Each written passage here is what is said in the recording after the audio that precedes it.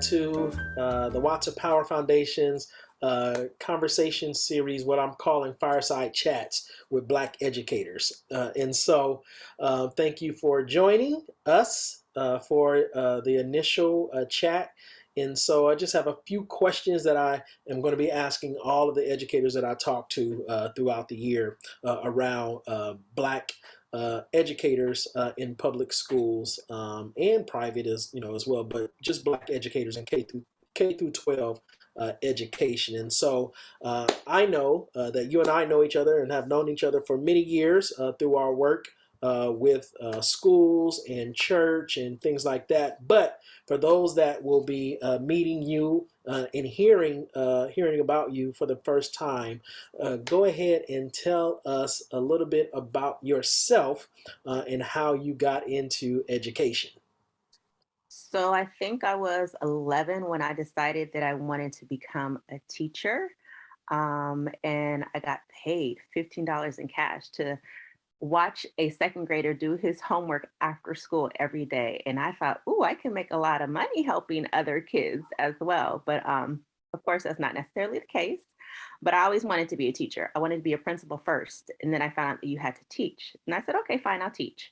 And I've stuck with the idea of teaching ever since. I have done some administrative work only because I was asked, not because I was necessarily interested. And it was fun, and I learned a lot of good stuff from it.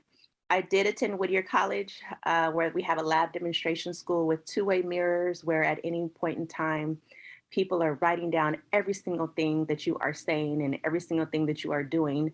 So that prepared me to really be open to having visitors in the classroom at any given time. I'm not shy. I will ignore you or I will engage with you, whatever your preference is. So I'm just accustomed to people being in and out of my classroom all the time. And it just doesn't bother me at all because of my background training at the lab demonstration school. I taught preschool until I finally passed all of my teaching credential tests, which did take a couple of years. But I finally made it and passed it. And then I joined a charter school organization for 9 years, went on to work with another charter school for 1 year, and then finally traditional public school through LAUSD. Excellent. So how many years would you say you've been in education? This is year 20. Year 20. Yes, I started when I graduated in 2001. So immediately, this is year 20, and it is my 16th year credential teaching. Maybe Nice. 15th year credential teaching. Nice. Well, thank you. Well, when you think about your journey in education, can you describe your journey into education and how you see that journey as either a calling or a job? Like, what is that journey for you? It's been both at different times. So I always wanted to teach, as I stated, because I really just wanted to help others. And I liked helping kids like myself when I was a kid. And then I still liked helping kids and like helping others. So for me, teaching is I'm helping others, whether it be to learn something new or to just become a better person. Um, the other part was you asked about my journey. Yeah. What was your journey like in education and how you got into it? I know you said as a young kid helped a second grader read and you got paid and you're like, oh, I can get paid to do this. But then like what really made you, what was that kind of, I guess that turning point that really made you say, I want to go into education?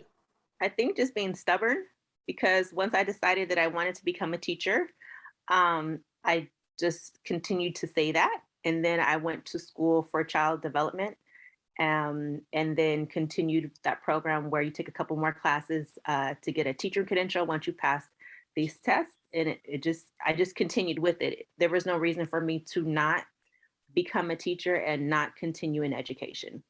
Gotcha.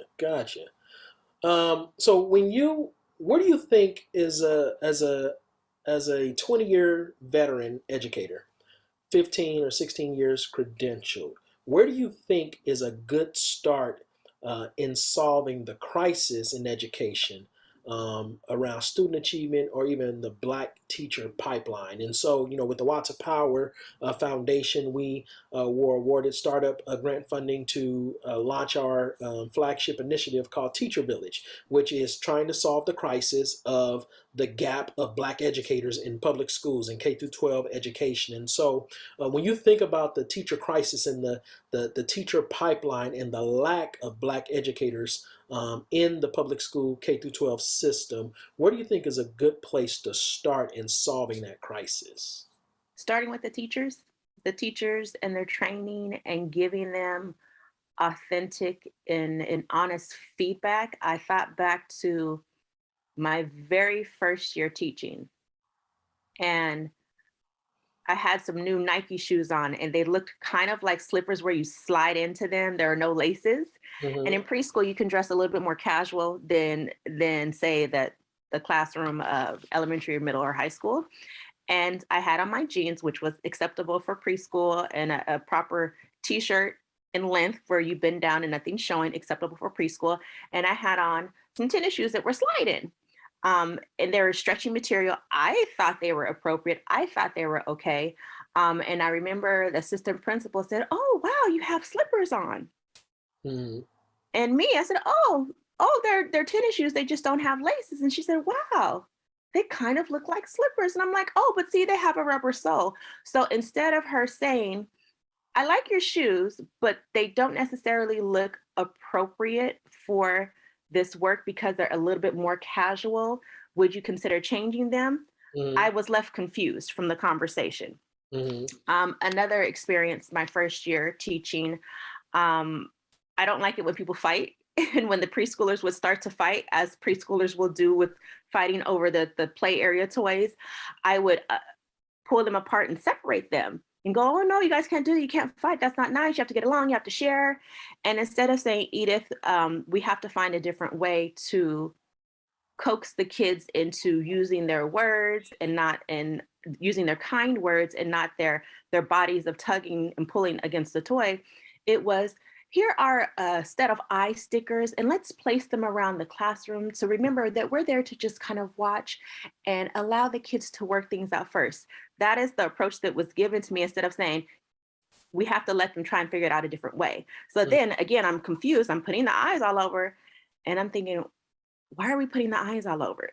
So again, if you just authentically said, "Hey, I understand why you're approaching the kids that way and you're wanting to stop them from fighting, but at this school, we tried to do it in a different way for them to stop and reflect and think about their actions and behaviors and calm themselves down," I would have understood that a lot better.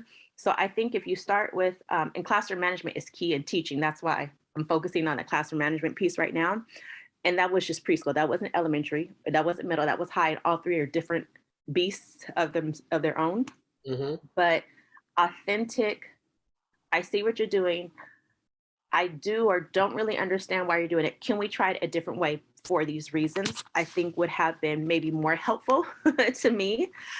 So having feedback from peers and people that you know are coming from a place of love and that they want you to do well and to succeed, I think would be helpful, because the teacher set the tone for the classroom. And so if the teacher is feeling calm and they're able to create a positive environment, then the kids are feeling calm and the kids are feeling positive, and then they can become more engaged in what it is that you're trying to present and get them to do. Gotcha. And so, you mentioned the feeling confused, like from the feedback that you were getting because people weren't being direct, uh, Right. with you. And so, as a Black educator, is that if I'm a new teacher, coming into the classroom and I'm listening to this podcast or this show, um, and hearing being direct, is that a culturally responsive kind of thing that needs to happen in schools when it comes to Black teachers, or what would be the context for you to, with regards to the in solving that Black educator crisis, in providing that support for Black teachers? But is that something that should happen with Black teachers, in terms of being direct, so that there isn't confusion or anything like that? I think it should happen with all teachers. um, and everyone has a different personality. So the way I would deliver that message to one teacher with my tone and facial expressions and volume might be different from another teacher, but the words would be the same. Perhaps the emphasis or the, like I said, the tone and the volume would be different, but you have to be direct at the end of the day. We don't have a lot of time to sugarcoat and play with the kids and their minds and their learning, because we have a short amount of time to make a huge impact, and every single second um, has a lasting impression, Hmm. which is one of the hardest things to kind of understand and experience as an educator. That I was having a moment and I said it this way, I really meant it this way, but either way, for the rest of your life, you're taking it this way. So I think being direct with any culture is important, and definitely how you present it based on different personalities.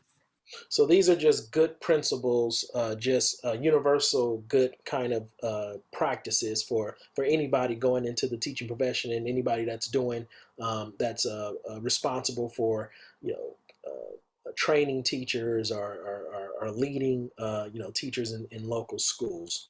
Um, Absolutely. and so when did you first experience a black educator, and what impact did it have on your life? When was the first time you sat in front of a black teacher?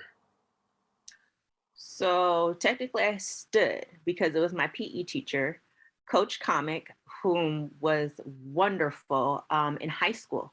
Hmm. So I had to get to high school. So that was all the way through preschool, K through 8, so ninth grade. It wasn't until my ninth or 10th or 11th year of education, if you're including preschool and kindergarten, um, that I take it back, time out, Miss Shirley. Miss Shirley was my preschool, one of the preschool teachers in the class, and there are 4 preschool teachers in the classroom. And Miss Shirley was definitely black with this beautiful curly hair. I forgot all about her. Her makeup was flawless. Her nails were always done. Shout out to Miss Shirley.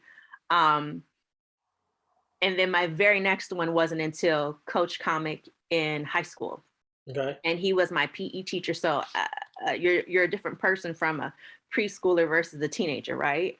So Mhm. the impact is different. Miss Shirley was just nice, as were the other teachers, but Coach Comic was the first time I was aware of being black, Mhm. and having a teacher that looked like me. He taught history class. He was known to have very difficult, uh, struck to be a. Let me see. He wasn't known to be difficult. He was known to have a class that wasn't easy to pass. You had to actually work really hard.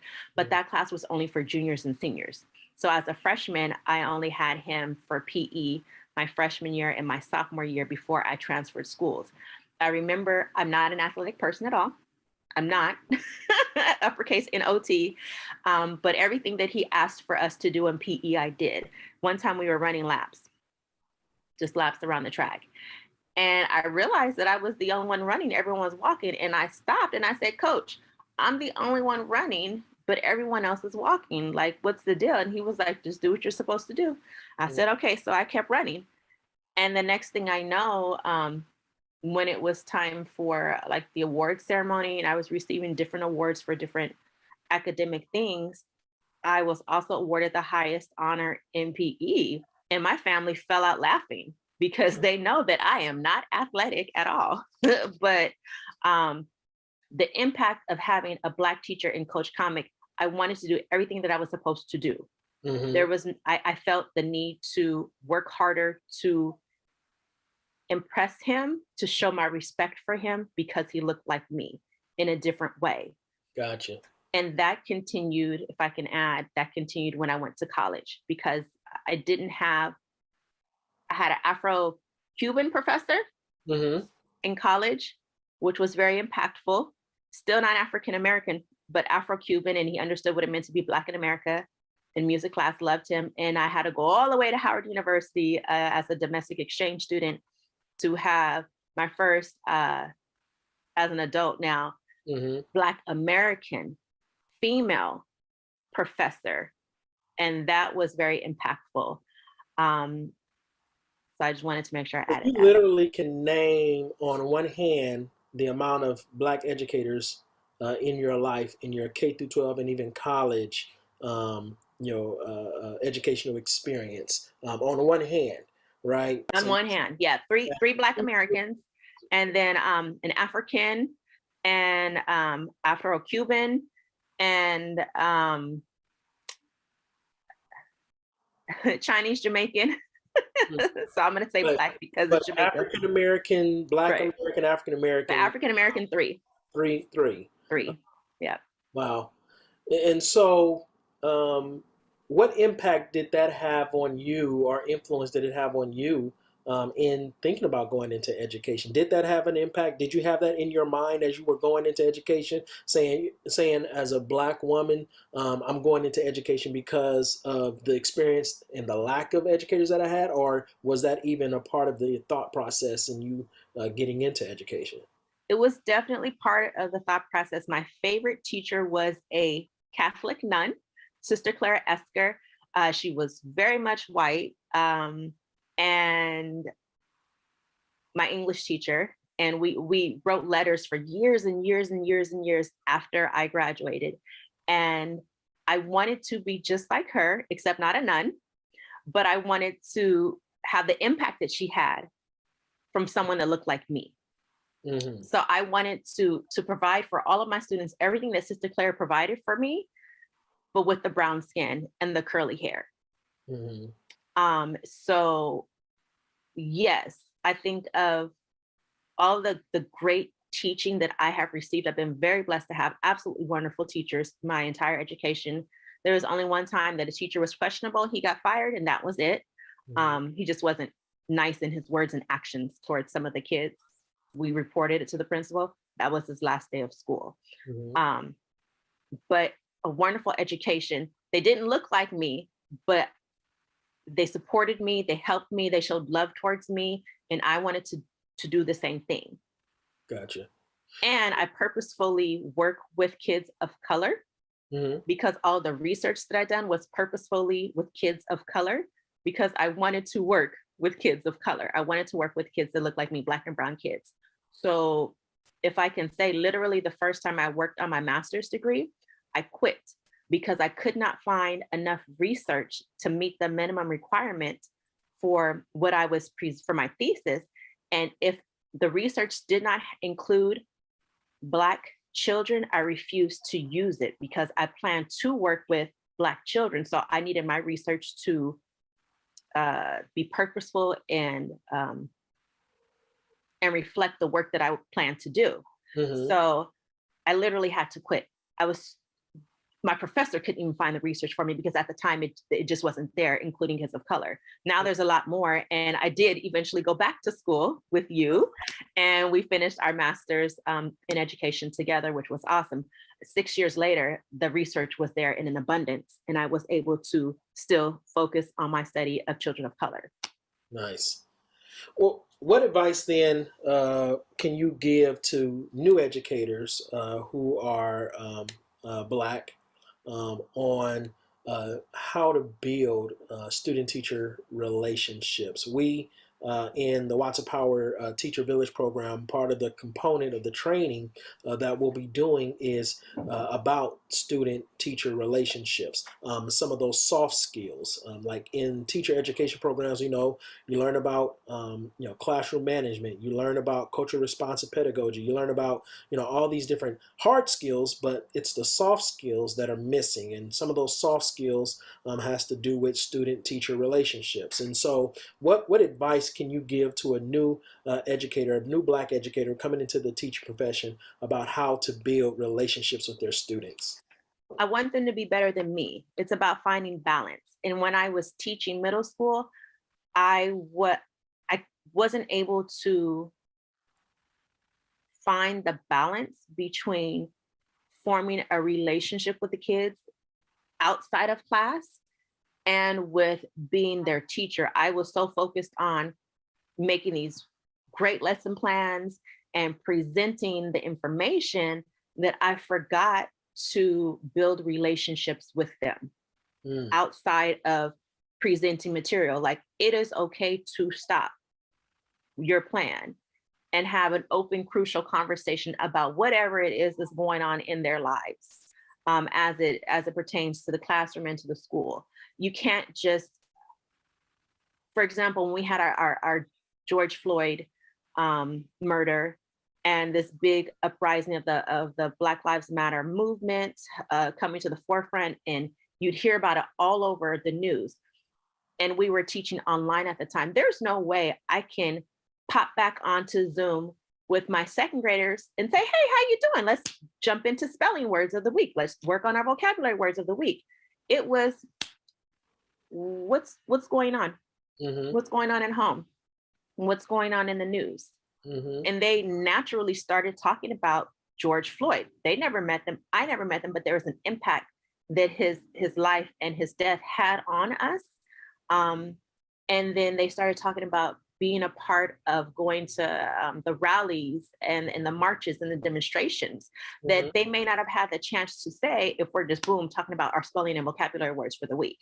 So I had to learn that over time. I often think back to, like I said, the middle school time where I'm like, gosh, I really missed that opportunity to get to know the kids in a different way. Mm-hmm. And if we had a reunion, would they even be excited to see me?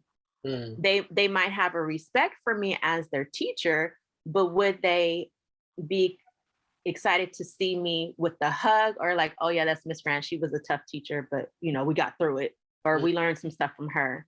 So I do wonder about that, but I do try to do better. So in me wanting other young teachers to do better, I would say find balance in teaching and in just observing the kids and what differences you might see in them, and how you can address their different social emotional needs. That's interesting. This kind of reflective, after 20 years, the reflective kind of posture that you are finding yourself in, and thinking about your teaching career and your experience as a teacher in the classroom. Uh, you said balance, balance between teaching, balance between building relationships with students. What other advice would you give about balance in terms of self-care?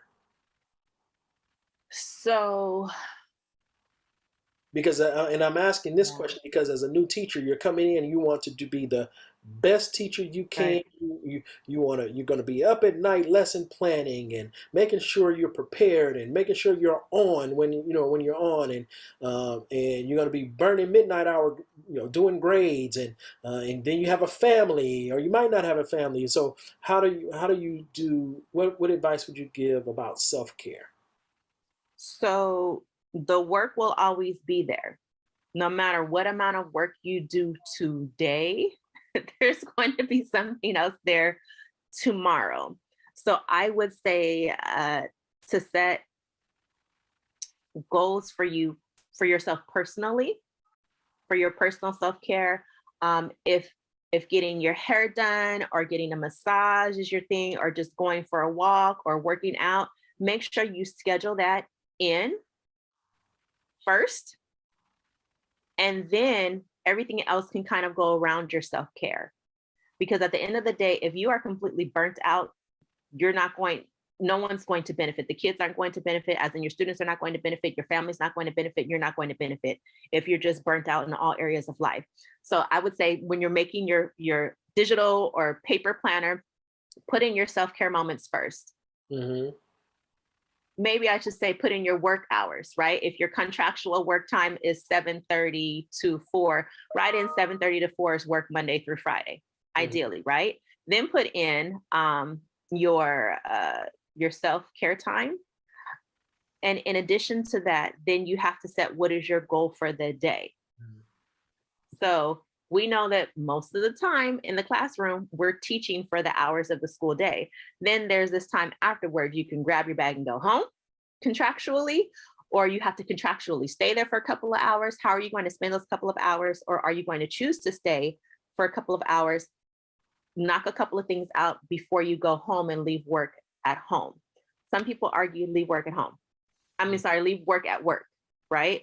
And some people argue, oh, it's okay for you to take some work home as long as you give yourself a cutoff time. You have to find what works best for you.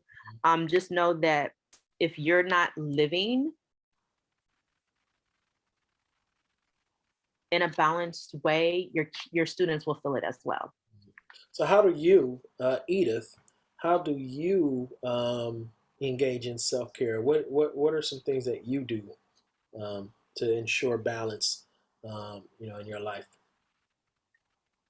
Ooh, I'm better at it these days.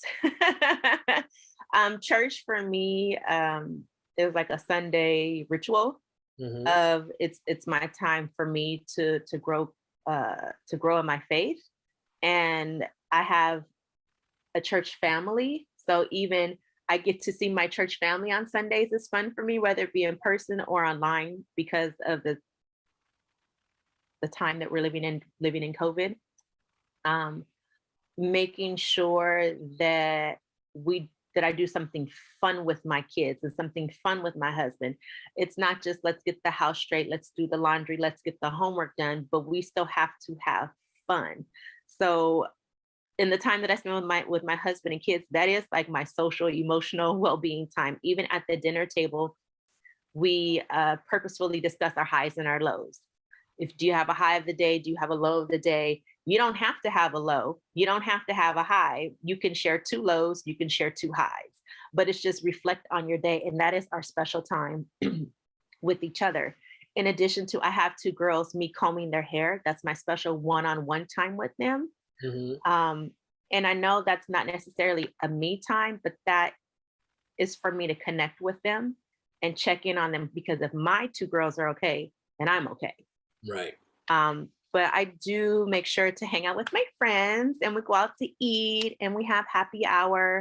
And I also make sure to have happy hour and go out to eat with my husband as well, because then there's the aspect of being a mom and then a wife and an educator. And they're all kind of compartmentalized and then being a friend and a family member. So I just try to make sure that I do have my special time with my family and friends as well. Nice. That's balance. That's Balance. definitely balance. So, as we stay on this whole thing of being reflective, how could your teaching experience and journey have been different? When you think back on your K through 12 experience as a teacher, or your K through 8 experience as a teacher, teaching elementary school, teaching in middle school, leadership, and all that kind of stuff. How could your teaching experience and journey have been different? And is there anything that could have been done to enhance maybe even your first or second year as a teacher? To enhance my first and second year, it would have been to have, like I said, more direct, open feedback for me. Hmm. Um, and feedback includes opportunities for reflection of things you can do differently. And then also, these are the things you're doing really well. Because when I look back, my first 2 years at an independent school, teaching preschool the first year and following them to kindergarten the second year while working on the master's, the first master's program that I quit, I don't remember getting positive feedback now that I think about it. Hmm. There was feedback uh, with regards to, like I said, are those shoes look like slippers, or let's put these eye stickers around the classroom to remind us to watch the kids and allow them to work their issues out on their own. Um, but there was never, you're really doing great at this, this, and this, this, and this. It could have just been the personalities of the people that I worked with, or the way that the program was designed. And it wasn't bad. I learned a lot. But that just so happened to be my 2 years. I was a graduate teaching fellow my 2 years. So my experience might be a little different from others. Outside of those 2 years of being a graduate teaching fellow, when it was me in the classroom in charge by myself, Hmm. I was completely freaked out. I didn't sleep for the first, I think, 5 months working.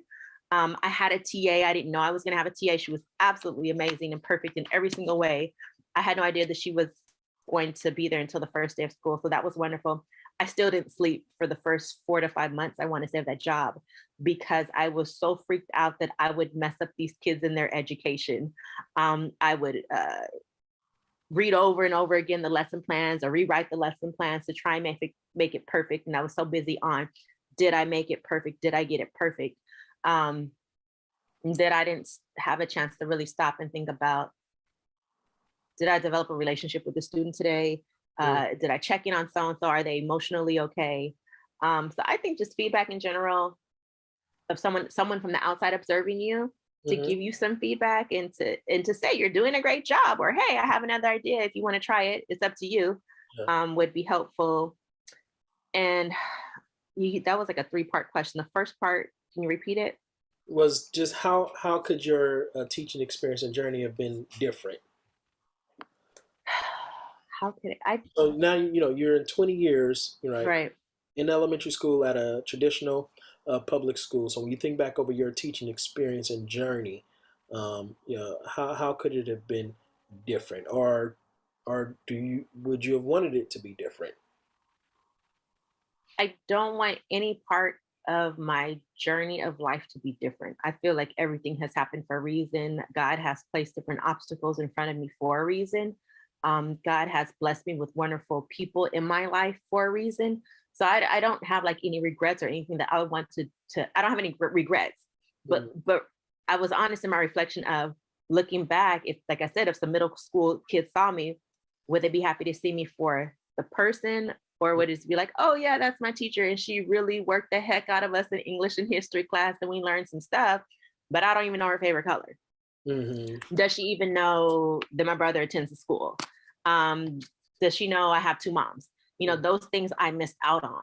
mm-hmm. And so I try my best to have a different to bring a different experience for my students these days. So, second to last question. This question, just came to me, and just in terms of thinking about teachers who quit, um, after 2, 3, 4, 5 years, or whatever the case may be, and they leave education altogether. You've stayed for 20 years. Um, I know that there have been some highs and some lows, and so when you think about your educational career in teaching, what was like one of the lowest lows where you were like, you know what, I'm done, and but then what made you say, you know what, I'm gonna come back tomorrow? So that moment where you were like, you know what, I'm done with this. I'll go work at, I'll be a cashier at a local grocery store or whatever. But but for some reason you got up, whether it was the next day or the next week, but you went back into the classroom. What was that lowest low, and what made you get up to go back to still be in teaching after 20 years? I have to say that teaching is not for everyone. Um, if you ask my friends and family, I quit about every 5 years. Every 5 years, that's it. I'm done. I'm not teaching anymore, but I still want to help kids. So I'll stay in education in some form or fashion. I promise you, like clockwork, every 5 years, I'm quitting. Um, I think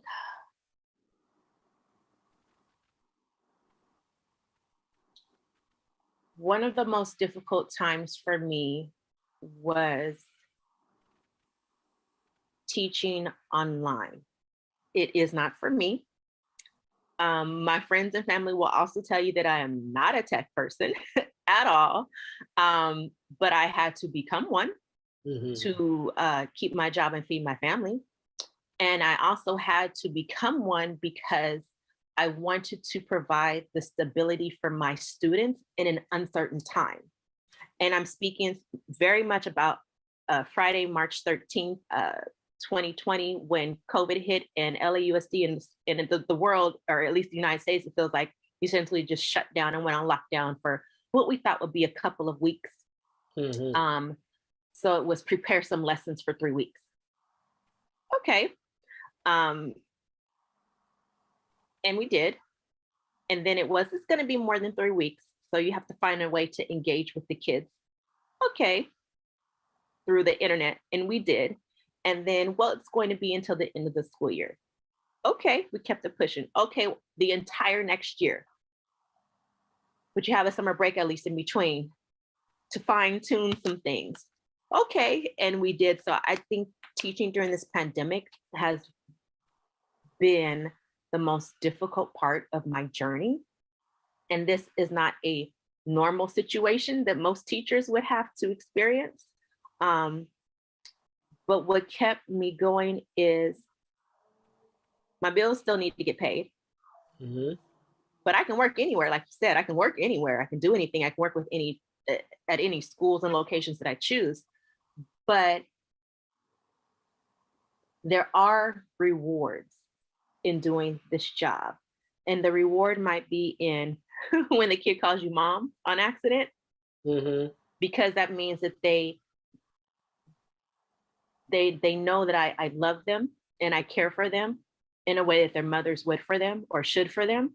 Mm-hmm. So each and every time that a kid calls me mom, it warms my heart, because I'm like, okay, I've done something to get through to them outside of just academics, academics, academics. Um, each time they run up to you and give you a hug, which you didn't get through Zoom, right? But what I did get through Zoom is, Miss Grant, I drew this picture for you, and they're holding it up. Mm-hmm. And I'm like, well, what's in the picture? That's you and me, and we're in the park and we're on the swings. Okay. So you get these thank yous and these affirmations in different ways. And it's never, ever when you expect it, Mm-hmm. but it's always when you need it the most. So even though I quit every 5 years, um, I say that I am then and I don't. Um, it's worth it. It's worth it to stay, because you can see the impact that you're making academically. You can see the data, and then you can see the kids that never spoke to their teacher the year before, and then the parents saying this is their first time that they actually like school. Nice. Or Miss Grant, my student, they're the parents telling you, the parents giving you the feedback. And they'll give you a whole lot of feedback, more than you ever wanted, but they'll also give you feedback that you're like, oh, thanks, I didn't know you felt that way. It's a good time. I'm just going to quickly say I will code switch in the classroom where I'm using my academic language, and then I use my home language, and they hear my academic language until someone cuts up and it goes right into my home language. And you kind of see the kids stop and look like, oh, she said that the same way my mom and dad and auntie and uncle and grandma say stuff. Mm-hmm. Interesting. And then I go right back into academic language, because that home language was just for that one child, but then I'm still addressing the rest of the class in my academic language. And every time that happens new, the kids start laughing because they don't know that Miss Grant can go there and then come right back.